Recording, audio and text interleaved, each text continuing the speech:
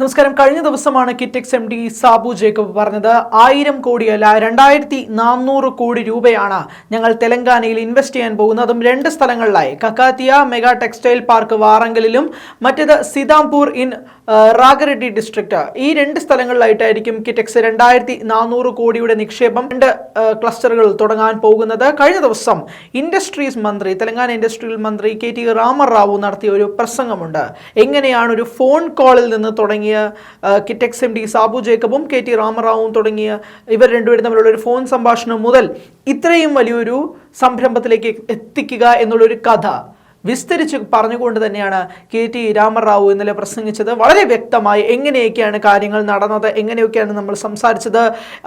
KT Rama Rao പ്രസംഗത്തിൽ പറയുന്നുണ്ട്. കാരണം സാബു ജേക്കബ് തുടക്കത്തിൽ മുതൽ തന്നെ അസ്വസ്ഥനായിരുന്നു. കാരണം പല സംസ്ഥാനങ്ങളിൽ നിന്നുള്ള മന്ത്രിമാരും വിളിച്ചിട്ട് വരൂ ഇവിടെ നിക്ഷേപം തുടങ്ങുമെന്നൊക്കെ സംസാരിക്കുമ്പോൾ പോലും ഞങ്ങൾ കൊടുത്ത ഒരു ഉറപ്പ്, തെലങ്കാനയിൽ അദ്ദേഹം വന്നപ്പോൾ കിട്ടിയ ഒരു സ്വീകരണം, കംഫർട്ട്നെസ് എല്ലാം സാബു ജേക്കബിന് വ്യക്തമായി മനസ്സിലാക്കുകയും അതുകൊണ്ടാണ് 1000 കോടിയിൽ നിന്ന് 2400 കോടി വരെ വരാൻ സാബു ജേക്കബ് തയ്യാറായത് തുടങ്ങി നിരവധി കാര്യങ്ങൾ KT രാമറാവു പറയുന്നു. ഇതിൽ വ്യക്തമായ കാര്യം 22,000 തെലങ്കാന സ്വദേശികൾക്കാണ് കിറ്റെക്സ് ജോലി കൊടുക്കുന്നത് എന്നുള്ളതാണ് അറിയുന്നത്. 18,000 പേർ വേറെ പുറത്തു നിന്നായിരിക്കും ജോലി ചെയ്യുന്നത്. അങ്ങനെ മൊത്തത്തിൽ 40,000-ലധികം പേർക്കാണ് കിറ്റെക്സിലൂടെ ജോലി ലഭിക്കുന്നത് എന്നത് നിസ്സാര കാര്യമല്ല.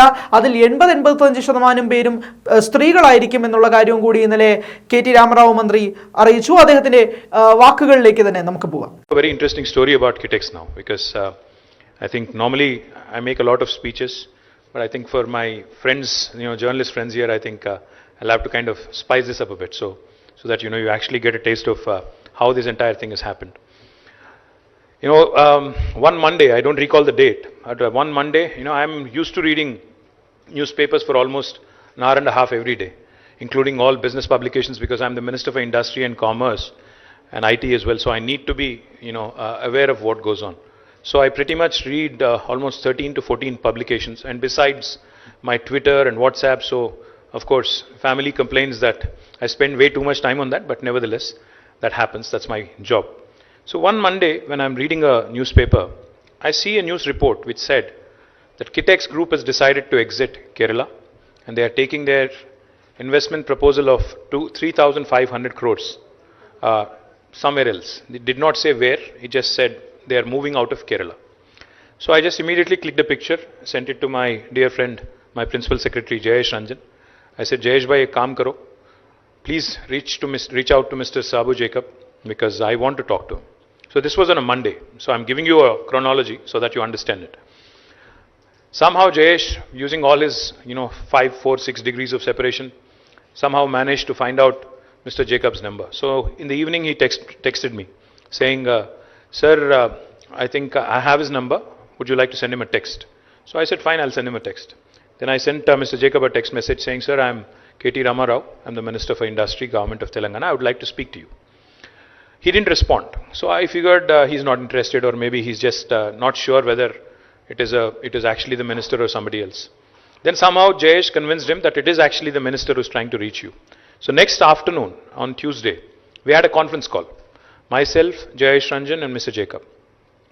So Mr. Jacob, that was my first conversation with him.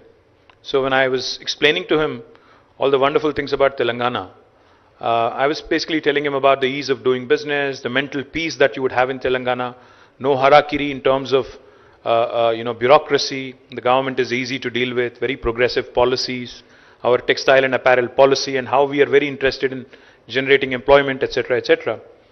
Mr. Jacob was very agitated. He was very agitated because I'm sure he has received already many calls from many governments. So he wasn't too sure that this government really means anything, because everybody is sweet in the first call, second call. So he must have thought even this guy is doing something similar. So as part of the conversation, I told him one thing. I said, listen, sir, because since we are on the phone, since this is all virtual, I want you to come to Hyderabad. I want you to experience Hyderabad. I want you to see, because in my humble opinion, because I talk for a living, I'm a politician, so I talk for a living, that's my job. I told him seeing is believing, right? So please come down to Hyderabad, sir. We'll be more than happy to showcase Telangana for you, Warangal, Hyderabad, and showcase the various opportunities. So he said, but sir, there is COVID. So for me to fly out of Kochi, I'll have to So I told him, please come this week. So he says, I'll have to think it over because, scheduling, flights, etc., etc. So immediately, instantaneously, without thinking, I said, why don't I send you a flight? Why don't I actually send you a special flight so that you can come with your team? So he said, he was taken aback. He was surprised. He said, are you serious? I said, I'm very serious. Then he said, can I announce it to the press? Can I actually tell the press in Kerala that minister from Telangana has offered to fly me in? So I said, please do share it, but with one condition. Please tell them before you are boarding the flight. Because otherwise Kerala government will come and sit right in front of your house and office and they'll not let you go. So obviously I would want that not to happen. Before you board the flight, please announce it to the press. So that's exactly what he did. So we spoke on a Tuesday. He was here on Friday or Thursday, I think it was Friday. He was here on Friday morning. He landed at Begumpet by 11 o'clock. As soon as he landed, we met almost for an hour and a half.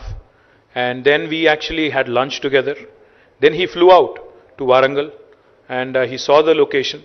He came back in the evening, landed in Begumpet again and came straight to me. He said, sir, when I came in today to Telangana, when I flew in today to Telangana, I did not make up my mind. I did not think that I would actually announce. But today, after seeing your officers, yourself, your state, and the way you have received me, because I believe personally that it's not just about investment, it's about respect, trust. It's more about, the value that I add and the value that I bring to the table and how I am received in a specific state. So I am very impressed. He said, while I may not be able to commit to the entire amount, because of your gesture, because of your government's willingness, today I am going to announce 1,000 crores of investment and 4,000 employment that I will create in Warangal is what he told me. This was, I think, a month and a half ago. June it was, June.